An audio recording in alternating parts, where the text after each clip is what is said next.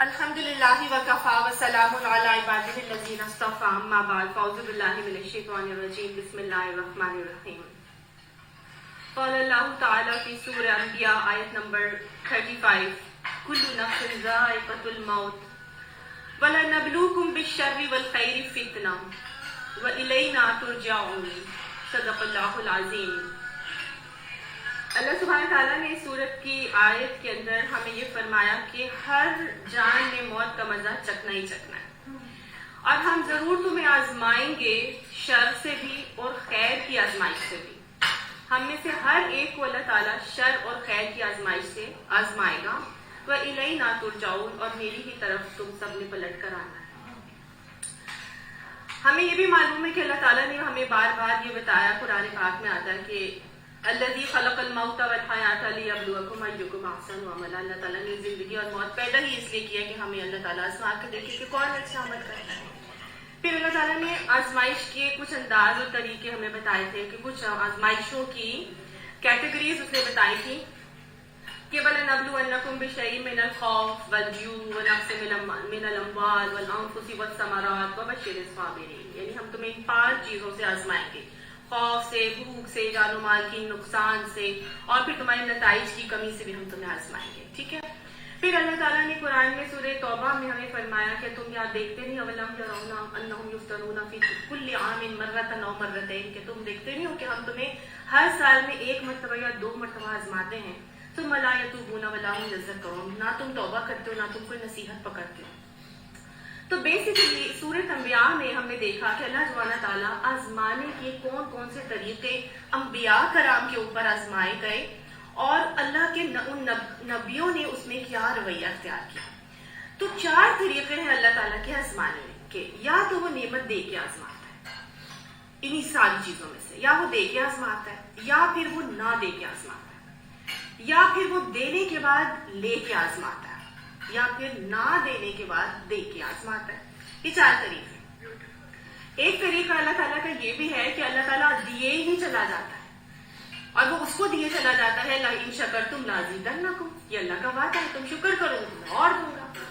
تو انبیاء کو اللہ تعالیٰ نے بھی ایسے ہی آزمایا۔ اب کون کون سے نبی کو اللہ تعالیٰ نے کیسے آزمایا؟ ان ساری چیزوں میں اصل میں اللہ تعالیٰ کا مطلوب رویہ جو تھا نا، وہ دیکھنے والا تھا، جو اللہ تعالیٰ نے کو مطلوب بھی ہے، اور وہ سارے انبیاء نے اس پر ایز اٹ از عمل بھی کیا۔ وہ تھا صبر، شکر اور ذکر۔ سب سے پہلے انسان ذکر کرتا ہے، پھر اس کو صبر کرتا ہے، اور پھر اس کے بعد اللہ کا شکر ادا کرتا ہے۔ نہیں، سب سے پہلے انسان جو ہے وہ ذکر کرتا ہے، پھر شکر ادا کرتا ہے، اور پھر اس کو صبر آتا ہے، ٹھیک ہے۔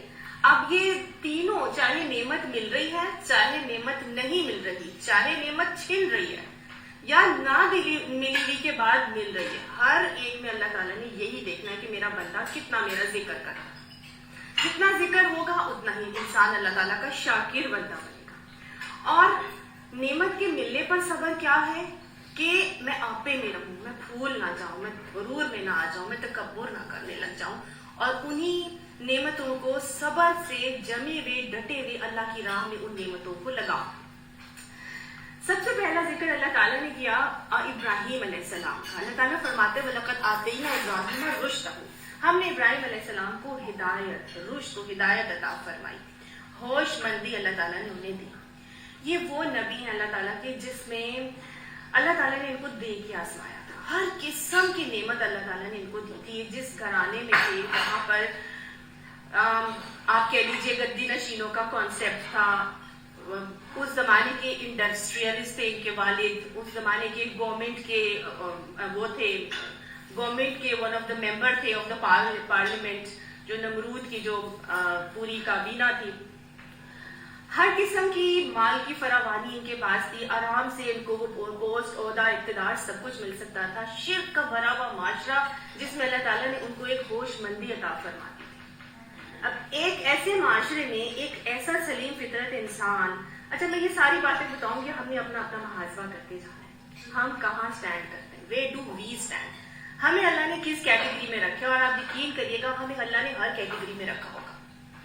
اچھا ایسی کیٹیگریز میں ہم یہ سیکھ اس لیے رہے ہیں کہ ہم نے اس میں اپنے آپ کو اپلائی کرتے جانا ہے۔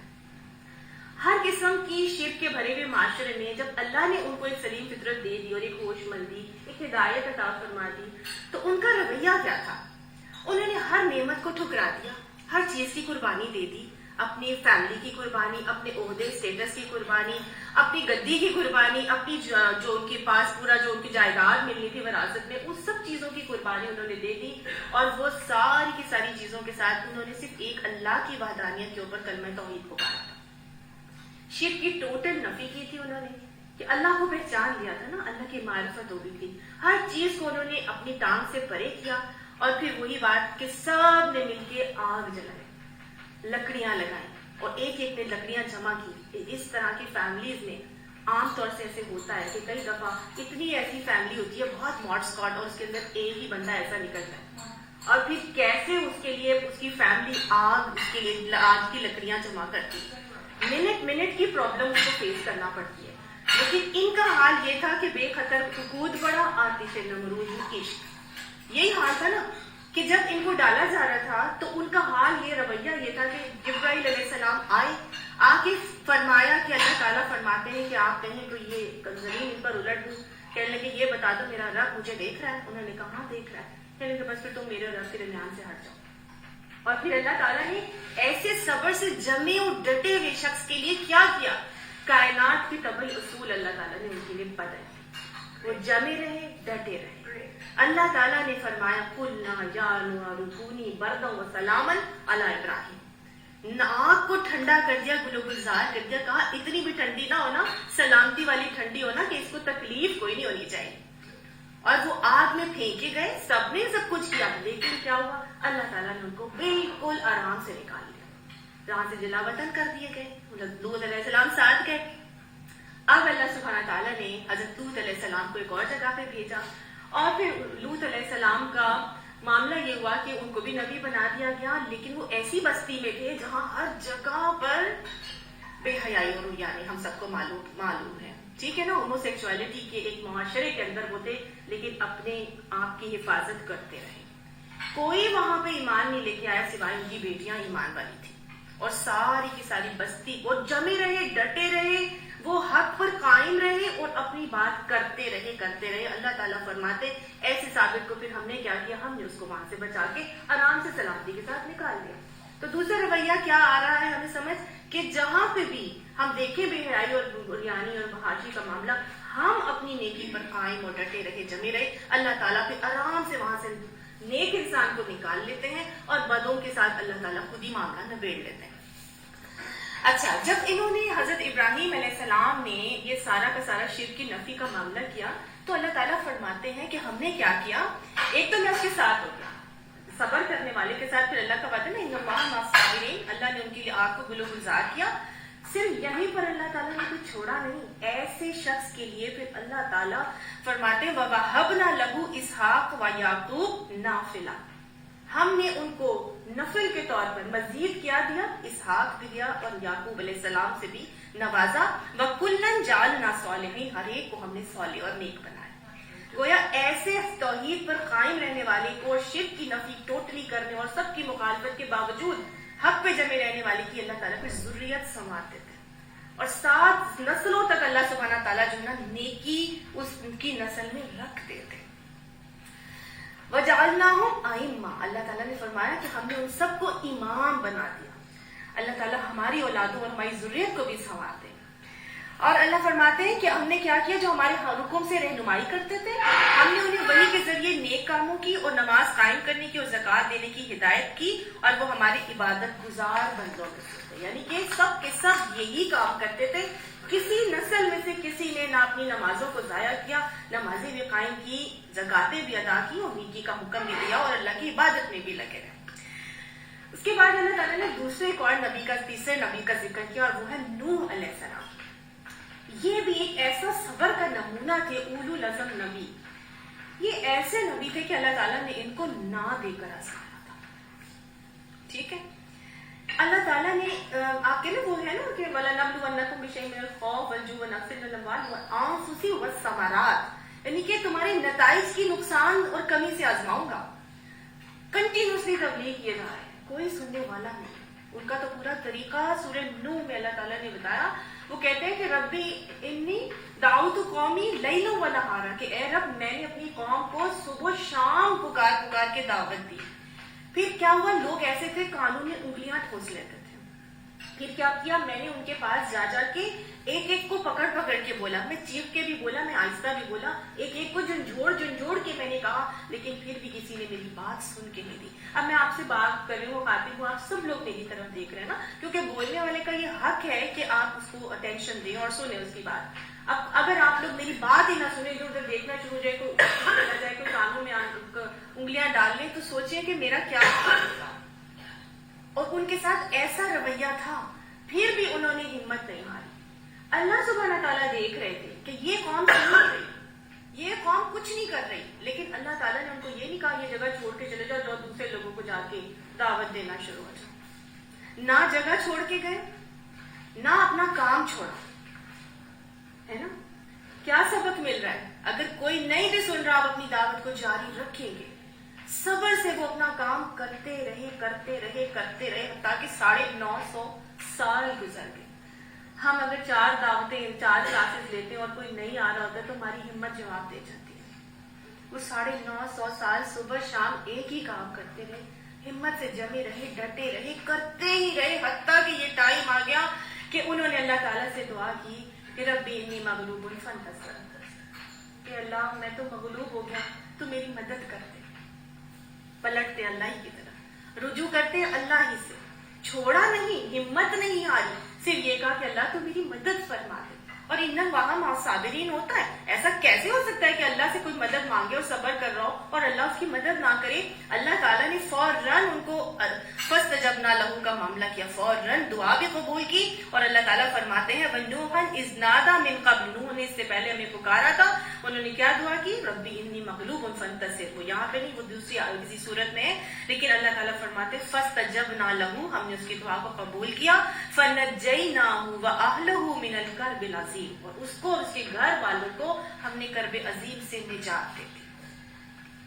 جب ان کو نجات کا اللہ تعالیٰ نے وعدہ کیا تو اللہ تعالیٰ نے پھر اللہ تعالیٰ سے انہوں نے آگے مزید دعا کی کہ اللہ تو مجھے تو نجات دیتا ہے نا، ربی لا تذر علی الارض من الکافرین دیار، کہ یہ جو زمین ہے نا اس کے اوپر کسی بھی کافر کے گھر کو مت چھوڑنا، ہر گھر کو تباہ اور برباد کر دینا. پھر انہوں نے اللہ تعالیٰ سے دعا کی.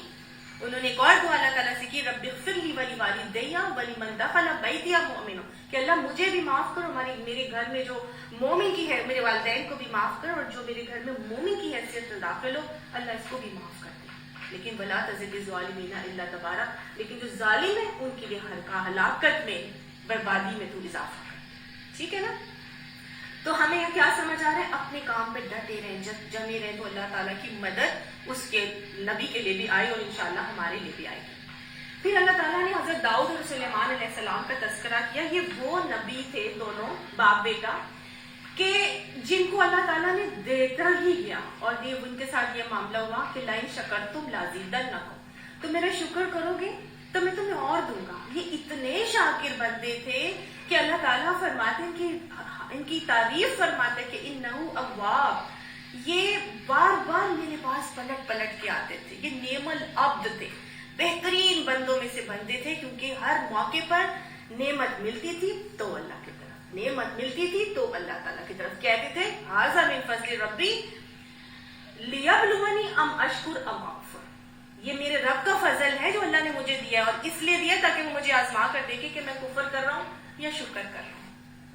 ہر موقع پر کس کی طرف پلٹ رہے ہیں؟ اللہ کی طرف. اب اللہ تعالیٰ نے داؤد علیہ السلام کے ساتھ بھی ایسے کیا اور سلیمان علیہ السلام کے ساتھ بھی ایسے کیا. ایک کے بعد ایک نعمت کو اضافے سے اضافہ ہوتا ہے. ہم سب کو پتہ ہے کون کون سی نعمتیں تھیں، میں اس کی ڈیٹیل میں نہیں جاؤں گی، لیکن وہ نعمتوں کو کس لیے استعمال کرتے تھے؟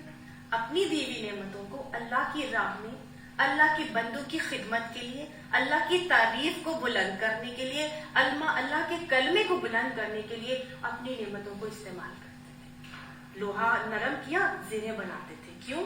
کیونکہ جنگوں میں وہ کام آئے، ہم نے جانا ہے دوسری جگہ. اللہ تعالیٰ نے پھر ان کے لیے کیا کیا؟ سلیمان علیہ السلام کے لیے اللہ تعالیٰ نے ان کو ایک بہت وسیع ریاست دے دی. جب بڑا پیارا اصول مجھے یہاں پہ سمجھ میں آیا اور کلک کیا. اللہ تعالیٰ فرماتے ہیں کہ میں کہ اللہ نے پھر ہم سے یہاں پہ کہ حل انتم تشکرون، کیا تم بھی شکر کرتے ہو جو میں نے تمہیں اتنی نعمتیں دی؟ ہم سوچیں کتنی نعمتوں سے اللہ نے مجھے اور آپ کو بھی نوازا ہے. حل انتم تشکرون، کیا ہم اس پہ شکر گزار ہوتے ہیں؟ ان کا رویہ دیکھیں. سلیمان علیہ السلام کو اتنی وسیع ریاست دی ہے کہ ان کے لیے اللہ نے ہوا کو مسخر کر دیا. ہوا کو مسخر کرے، مجھے سب کو پتا ہے، آپ کو بھی پتا ہے نا کیا کیا ان کو نعمتیں اللہ تعالیٰ نے وسیع ریاست کے لیے دی تھی. کبھی ہم نے سوچا اتنی وسیع ریاست میں ان کا چلنا پھرنا کیسے ہوگا؟ وہ کیسے ہر چیز کو کی نو ہاؤ رکھیں گے، اس کو کنٹرول کریں گے؟ اللہ نے ان کے لیے آنا جانا آسان کر دیا. اصول سمجھ میں یہ آتا ہے کہ اگر ہم ایک نیکی کے کام کی ٹھان لیں گے کہ یہ میں نے کرنا ہے، تو اب اس کے لیے کنوینس کہاں سے آئے گی؟ میں نے تو قرآن کلاس میں جانا ہی جانا ہے، اب میں کیسے جاؤں؟ نیت کرنا میرا کام ہے، اپنی صلاحیتوں کو، اپنے وقت کو اللہ کے لیے استعمال کرنا میرا کام ہے، اس کا سوچ رکھنا میرا کام ہے، باقی وسیلے بنانا اللہ کا کام. وہ کیسے ان کے لیے کنوینس اللہ نے مہیا کی؟ ہوا کے رخ پر ان کی سواری چلتی. انہوں نے اتنی بڑی ریاست میں ٹھان لیا تھا کہ میں نے لنگر کھلانا ہے، میں کھانا کھلاؤں گا، میں عمارات تعمیر کروں گا. اللہ نے نفری پرووائڈ کر دی. اللہ تعالیٰ نے ان کے لیے کیا کیا؟ شیاطین، جن اور لشکر اللہ تعالیٰ نے ان کو دے دیا. ہر چیز اللہ آپ کے لیے پرووائڈ کرے گا.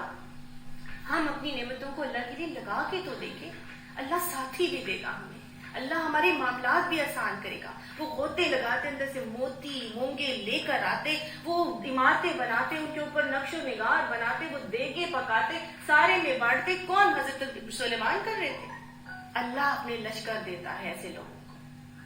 اللہ تعالیٰ دیتا ہے. نکل کے تو دیکھیں اللہ کیسے لشکروں سے مدد کرتا ہے. یہ ایسی بتانے کے لیے نہیں ہے، یہ میرے اور آپ کے سیکھنے کے لیے ہے. اور آپ لوگوں نے بھی نوٹ کیا ہوگا کہ قرآن کلاس کے جانے کا سوچتے ہیں، نہیں پتا واپس کیسے آنا. اللہ تعالیٰ کا واپسی پہ ہمارے لیے خود ہی بندوبست گاڑی کا کروا دیتا ہے. کوئی نہ کوئی مل جاتا ہے جو ہمیں ڈراپ کر دیتا ہے.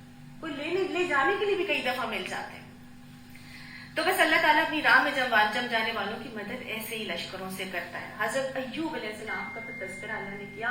یہ وہ نبی تھے جن کو اللہ تعالیٰ نے بے انتہا چیزیں دی، نعمتیں، اور پھر لے لی. دینے کے بعد لے کر آسمان. جب دی تھی تب بھی اللہ کی عبادت گزار بنتے تھے، اور لے لی تب بھی ان کا رویہ یہ تھا کہ پہلے سے زیادہ عبادت کرنے والے بن گئے تھے. اور ان کا بھی صبر ایوب میرا خیال ہے آپ سب کو معلوم ہے کہ مشہور ہے. جب ہر چیز ہی ان کو لے لی اور ان کو جب سکن کی بیماری ہو گئی تو انہوں نے پھر اللہ تعالیٰ کی طرف ہی رجوع کیا اور اللہ تعالیٰ سے صرف یہ کہا کہ ربی انی مسنی الضر وانت ارحم الراحمین، کہ اے اللہ مجھے بیماری لگ گئی ہے، تو رحم کرنے والا ہے. یہ نہیں کہا کہ اللہ یہ کیا، تو نے تو یہ بھی لے لیا، تو نے تو وہ بھی لے لیا. نہیں، صرف یہ کہا رحم تیرا چاہیے، بس تو رحم کرنے والا ہے، ساری میری حالت کو تو جاننے والا ہے. تو جب بھی آہستہ آہستہ آہستہ اللہ نعمتیں لیتا بھی جائے. اللہ سے کیا مانگنا ہے؟ اس کا رحم. اور اللہ تعالیٰ نے پھر ان کے لیے فرمایا فاستجبنا لہ، اس کی فوراً ہم نے دعا قبول کی، کیونکہ وہ صبر سے جمے رہے، ڈٹے رہے، نہ شکری کوئی نہیں کی انہوں نے. اور اس کے بعد اللہ تعالیٰ فرماتے ہیں فکشفنا ما بہ من ضر، جو تکلیف تھی وہ ہم نے سب اس کی دور کر دی. اور وآتیناہ اہلہ ومثلہم معہم رحمۃ من عندنا وذکریٰ للعابدین، کہ ہم نے صرف اس کے اہل و عیال ہی اسے نہیں دیے پھر، بلکہ ان کے ساتھ اتنے ہی اور بھی دیے خاص رحمت کے طور پر، اس لیے کہ ایک سبق ہو عبادت گزار لوگوں کی. تو اگر اللہ نعمتیں دینے کے بعد لے لیتا ہے تو ہمارا رویہ کیا ہونا چاہیے؟ رب سے اس کی صرف رحمت مانگنی ہے، جمے رہنا، ڈٹے رہنا، کوئی ناشکری کا کلمہ نہیں کہنا. اللہ سبحانہ تعالیٰ اس آزمائش کے بعد انشاءاللہ مزید اپنی نعمتوں کی بھرمار کر دیں گے. سبق کیا ہے یہاں سے میرے اور آپ کے لیے؟ کہ اللہ نے فرمایا فَإِنَّ مَعَ الْعُسْرِ يُسْرًا، ہر تنگی کے ساتھ آسانی ہے ہی ہے.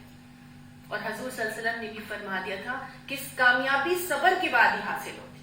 اگر تم چاہتے کہ تمہیں آسانی ہو تو پھر تم کیا کرو؟ تنگیوں میں جمے رہو، صبر سے اس کا گزارا کرو. پھر اسماعیل علیہ السلام، ادریس اور ذوالکفل کا ذکر ہوا اور فرما دیا یہ سب صابر لوگ تھے. حضرت اسماعیل علیہ السلام کا صبر، وہ جو ذبح عظیم کا واقعہ ہوا تھا، اس میں انہوں نے کہا تھا کہ کر دیجئے فَافْعَلْ مَا تُؤْمَرُ، آپ کو جو حکم دیا جا رہا ہے آپ کر دیجئے. سَتَجِدُنِی انشاءاللہ مِنَ الصَّابِرِینَ، یقیناً آپ مجھے صابروں میں سے پائیں گے. ادریس علیہ السلام کا بھی صبر، اور اس کے بعد ذوالکفل وہ کیا ان کا صبر تھا، ان کے اندر غصہ نہیں تھا، انہوں نے کبھی غصہ نہیں کیا.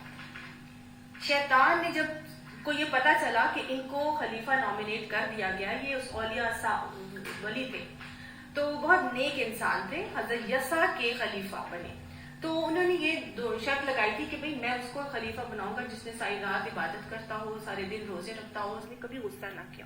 تو ایک دفعہ انہوں نے اعلان کیا تو وہ کھڑے ہوئے، انہوں نے کہا میں نے کبھی نہیں کیا. جب انہوں نے پوچھا نا کہ کون ہے ایسا شخص جس نے نہیں کیا، تو یہ اپنی عبادت کو چھپائے ہوئے تھے، لیکن باہر آنے کو اٹھنا پڑا.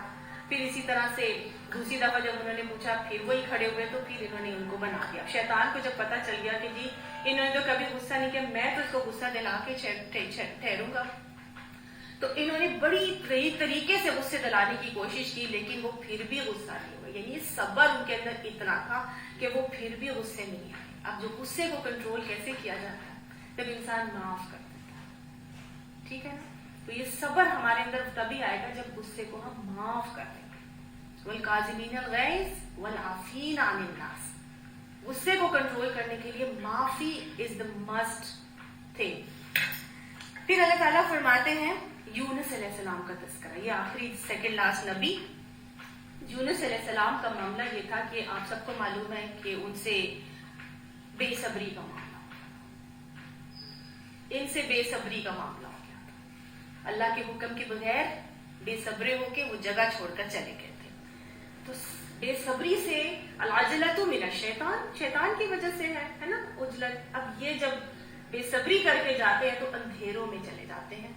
مچھلی کے انسان سم ٹائمز اپنے اعمال کی وجہ سے ایسے اندھیروں میں ڈوب جاتا ہے کہ اس سے نکلنا یا روشنی اس کو کبھی نظر نہیں آ رہی ہوتی. اور depression is one of the اس کی ایگزامپل کہ اپنی ہی غلطیوں سے ایسی اس میں پھنس جاتا ہے کہ مجھے سمجھ ہی نہیں آ رہا کہ میں ادھر جاؤں یا ادھر جاؤں، کہاں جاؤں. تو وہ اندھیروں میں ڈوبتا چلا جاتا ہے. جب ایسی سچویشن آ جاتی ہے، جب اندھیروں کوئی روشنی کی کرن نظر نہیں آ رہی ہو، پھر ان کا معاملہ یہ ہوا تھا، ان کو فوراً اپنا محاسبہ کیا، میرے سے غلطی ہو گئی. اندر جھانکے کہاں مجھ سے غلطی ہوئی، اور فوراً انہوں نے مانگی اللہ تعالیٰ سے دعا، لا الہ الا انت سبحانک انی کنت من الظالمین. تو نیک پاک ہے، میں ہی ہوں جس نے اپنے اوپر جان پر ظلم کیا. جب اپنا محاسبہ کر کے انسان اپنی کمزوری کو پکڑ لیتا ہے کہ ہاں یہ غلطی میرے سے ہو گئی، تو پھر اللہ تعالیٰ فرماتا ہے فاستجبنا لہ، پھر ہم نے اس کی دعا قبول کر لی. یعنی کہ اپنا محاسبہ کرنا بہت ضروری ہے. اور وَنَجَّيْنَاهُ مِنَ الْغَمِّ وَكَذَلِكَ نُنْجِي الْمُؤْمِنِينَ، اور ہم نے اس کو غم سے نجات دی، اسی طرح مومنوں کو غم نجات دیا کرتے ہیں. پھر زکریا علیہ السلام کا اللہ تعالیٰ نے تذکرہ کیا، اور اس میں اللہ تعالیٰ نے ان کو نہ دے کر آزمایا تھا. ان کے پاس کوئی اولاد نہیں تھی، سب کو معلوم ہے. حضرت مریم کو جب دیکھتے عبادت کرتے ہوئے بے موسم کے پھل پاس پڑے ہوئے ہیں، تو ان کے دل میں کیا آیا تھا؟ رشک آیا تھا نا کہ میں کاش میرے پاس بھی آ جائے اولاد. اور اللہ تعالیٰ سے ایسی بانڈنگ ان کی اس وقت قنوتیت کے فیز میں ہو گئے کہ اللہ کی ساری قدرتیں ان کو نظر آئیں کہ اس کو یہاں بیٹھے ہوئے جب اللہ تعالیٰ اپنی قدرت سے یہاں انہوں نے کہا تھا مریم تیرے پاس کہاں سے آیا؟ تو انہوں نے کہا اللہ کے پاس سے آیا. تو انہوں نے آگے سے سوچا کہ اللہ اس کو جب یہاں بند کمرے میں رزق دے سکتا ہے تو اللہ تو کچھ بھی کر سکتا ہے. اب اللہ تعالیٰ سے اس کی قدرتوں کے واسطے سے انہوں نے پکار کے کہا رب لا تذرنی فردا وانت خیر الوارثین. پوری وسوخ سے اللہ کی قدرتوں کو محسوس کر کے کہ ولم اکن بدعائک ربی شقیا، کہ میں تجھ سے مانگ کے کبھی نامراد نہیں ہوا. اللہ تو مجھے ایک نیک صالح اولاد عطا فرما، مجھے اکیلا نہ چھوڑنا، ہے نا. رب ھب لی من لدنک ذریۃ طیبۃ انک سمیع الدعاء. یہ ساری دعائیں انہی کی آتی ہے نا. تو انہوں نے جب دعا مانگی اللہ تعالیٰ کے پورے توکل اور یقین سے، تو اللہ سبحانہ تعالیٰ ایسے یقین کرنے والے کو اور ایسے توکل سے دعا مانگنے والے کو جب نہیں بھی نواز رہا اللہ تعالیٰ. بوڑھے ہو گئے تھے، بیوی بانجھ تھی، دنیاوی کوئی اسباب ان کے پاس نہیں تھے، انہوں نے اپنی پوری باتوں کا رونا بھی رویا اللہ تعالیٰ کے آگے. میں جب اللہ تعالیٰ نے یحییٰ علیہ السلام کی خوشخبری دے دی تھی تو انہوں نے کہا تھا، وہ اس قنوتیت کے فیز سے نکل آئے. اب ان کو ظاہری اسباب نظر آ رہے ہیں کہ میں تو بوڑھا ہوں، ہڈیاں سوکھ گئی ہیں، بیوی بانجھ ہے، تیری کیسے اولاد ہو سکتی ہے؟ پہلے وہ اللہ تعالیٰ سے 1 to 1 تھے نا، اس کی پوری معرفت ان کو تھی. بس اللہ نے کہا نا ایسا ہی ہوگا. تو اللہ تعالیٰ فرماتے فاستجبنا لہ، پھر ہم نے اس کی بھی دعا قبول کر لی. تو گویا اللہ سے جب مانگے تو کس طرح مانگے؟ پورے وثوق توکل اور یقین سے مانگے. اللہ ضرور دعا کرتے ہیں. اور اللہ تعالیٰ فرماتے ہیں وَوَهَبْنَا لَهُ يَحْيَىٰ, ہم نے اس کو یحییٰ بھی دیا, وَأَصْلَحْنَا لَهُ زَوْجَهُ, اور ہم نے اس کے لیے اس کی زوج کو بھی ٹھیک کر دیا. إِنَّهُمْ كَانُوا يُسَارِعُونَ فِي الْخَيْرَاتِ, یہ اصل میں ریزن یہ تھی کہ نعمت نہ ہونے کے باوجود بھی یہ وہ لوگ تھے جو نیکی کے کاموں میں دوڑ دھوپ کرتے رہتے. یہ معاملہ نہیں تھا کہ جی نہیں دیا تو بس اب میں تو جی کروں گی نہیں, مجھے تو اللہ پتہ نہیں مجھ سے ناراض ہے کہ مجھے نہیں دے رہا. نہیں, وہ پھر بھی نیکی کے کاموں میں دوڑ دھوپ کر رہے تھے. لہٰذا جب اپنے آپ کو ہم اللہ کے لیے کھپاتے ہیں اور دبا کرتے ہیں وَيَدْعُونَنَا رَغَبًا وَرَهْبًا, اور اللہ کو رغبت اور خوف سے پکارتے ہیں وَكَانُوا لَنَا خَاشِعِينَ, اور اللہ تعالیٰ کے آگے جھکے رہتے ہیں, پھر اللہ تعالیٰ ان کے لیے ضرور ہی نیکی کا معاملہ کرتے ہیں. حضرت آخری, ہم خواتین ہیں اس لیے آخری بات ضرور کروں گی جو کہ حضرت مریم علیہ السلام کی اللہ تعالیٰ نے کی. حضرت مریم علیہ السلام وہ خاتون تھی جن کو نبی تو نہیں بنایا گیا تھا, لیکن اللہ سبحانہ تعالیٰ نے ان کا ذکر ایسے کیا کہ وَالَّتِي أَحْسَنَتْ فَرْجَهَا, اس عورت کا ذکر بھی کرو کہ وہ جو عورت تھی نا جس نے اپنی شرمگاہ کی حفاظت کی تھی, اپنی شرمگاہ کو محفوظ رکھا. ہم نے دیکھا, ہم نے پڑھا, کہاں محفوظ رکھا تھا؟ حضرت مریم نے اپنی شرمگاہ کو محفوظ رکھا تھا. ہم سب کو معلوم ہے ان کا واقعہ. کب آیا تھا ایسا موقع کہ انہوں نے اپنی شرمگاہ کو محفوظ رکھا؟ یاد ہے کسی کو؟ جب فرشتہ آیا تھا. ویسے تو وہ پردے میں رہتی تھی ہر وقت, لیکن جب فرشتہ آیا تھا تو انہوں نے کہا تھا کہ میں تجھ سے رحمان کی پناہ مانگتی ہوں. تو پھر انہوں نے کہا تھا میں اس لیے آیا ہوں کہ میں تمہیں اللہ کی طرف سے ایک اولاد کی خوشخبری دوں. تو وہ کہتی مجھے کیسے اولاد ہوگا, مجھے تو کسی بشر نے چھوا بھی نہیں. سمجھ آئی, جب ان کو پتہ چل گیا کہ یہ فرشتہ ہے. پہلے اس کو کہہ دیا تھا ایک انسان کی صورت میں آیا تو کہہ دیا مجھ سے دور رہنا. ٹھیک ہے, اپنی شرمگاہ کی جب انہوں نے حفاظت کی تو وہ خواتین جو اپنی اپنی عزتوں کی حفاظت کرتی ہے, شرمگاہوں کے محفوظ رکھتی ہیں, فَنَفَخْنَا فِيهَا مِن رُوحِنَا, پھر ہم نے اپنی روح میں سے اس کے اندر پھونک دیا. ایسی خواتین کے اندر سے اللہ سبحانہ تعالیٰ پھر ایسی اولادیں پیدا کرتے ہیں وَجَعَلْنَاهَا وَابْنَهَا آیَةً لِلْعَالَمِينَ, کہ ہم نے اس عورت کو بھی اور اس کے بیٹے کو بھی دنیا بھر کے لیے نشانی بنا. تو اگر ہم چاہتے ہیں کہ ہماری اولادیں دین کے علمبردار بن جائیں, نشانیاں بن جائیں, تو یہ باتیں ہم نے خود بھی اپنے اوپر رکھنی ہیں اور اپنی اولادوں تک بھی پہنچانی ہے تاکہ ہماری ذریت اللہ تعالیٰ سنبھال دے. تو یہ بہت ضروری چیزیں, یہ کچھ پرلز آف سورہ انبیاء تھے جو مجھے تمام نبیوں کی نظر آئے. میں نے کہا میں ضرور شیئر کروں اور اللہ تعالیٰ ان باتوں پہ ہم عمل کرنے کی توفیق عطا فرمائے. جزاک اللہ خیر. وآخر دعوانا الحمد للہ رب العالمین.